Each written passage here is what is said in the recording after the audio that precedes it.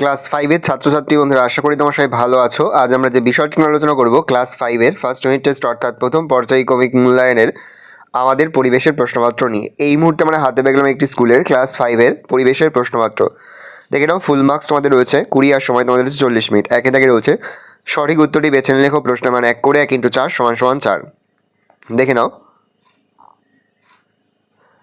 Next রয়েছে 2 এর দাগে শূন্যস্থান পূরণ করো। প্রশ্নের মান 1 করে 1 × 2 = 2।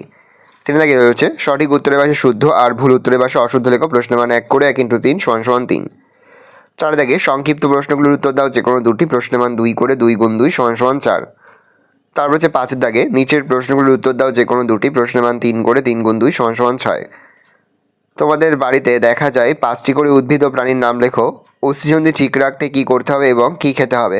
মাটির স্বাভাবিক উপাদানগুলোর পরিচয় দাও। ভালো করে দেখে নাও। এই রোজ টোটাল তোমাদের ফার্স্ট ইউনিট টেস্ট অর্থাৎ প্রথম পর্যায়ক্রমিক মূল্যায়নের ক্লাস 5 এর পরিবেশের প্রশ্নপত্র। ভালো করে প্রশ্নপত্রটা দেখে নাও।